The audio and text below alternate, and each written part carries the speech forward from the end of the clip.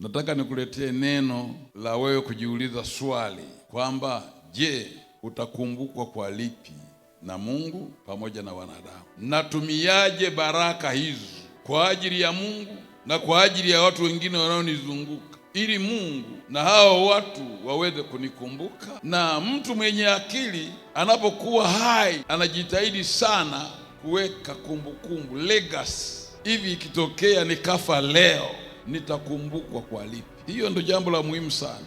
Wewe utakumbukwa kwa lipi na mchungaji wako? Utakumbukwa kwa lipi na Mungu aliyekuumba?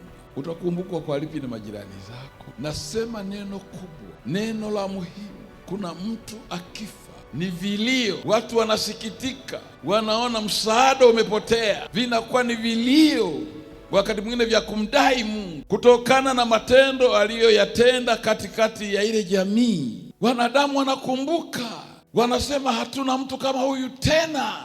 Dorcas kama mwanadamu, ulifika wakati na yeye akafa. Kama wewe na mimi, kuna wakati tutaondoka tu, tutaiacha dunia hii, tutakwenda kwetu makao ya kudumu aliyokwenda kutuandalia Bwana wetu Yesu Kristo. Lakini swali la kujiuliza, naacha alama ipi katika zile karama nyingi ambazo Mungu amenikirimia na baraka nyingi ambazo Mungu amenijaza?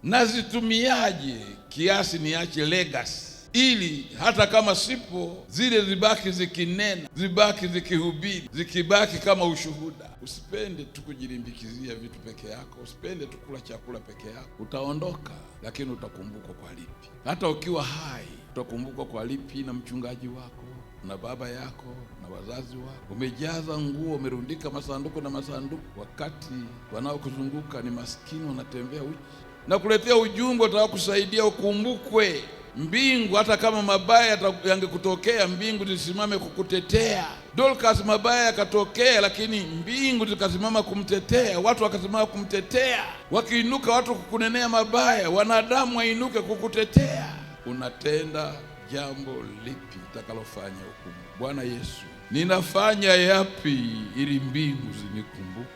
Hata kama ilikuwa nife kesho, mbingu ziahirishe, nisogezewe, niongezewe siku. Maana kama sina faida, nitaondoka. Inue huyu aliyesikiliza ujumbe huu, afanye mambo yatakayomwekea kumbukumbu, yatakayofanya mambo yake waombaji wawe wengi wanaoomba kwa ajili yake. Maana kadiri atakavyofanya matendo mema, atazungukwa na waombaji wengi watakaomzingira kwa maombi, naye hata kama alikuwa amedhoofu atajikuta anatiwa nguvu kwa sababu ya waombaji wanaomzunguka. Libariki neno hili na utufanye kuwa watendaji wa neno hili kabisa, katika jina la Yesu Kristo Bwana wetu. Amen.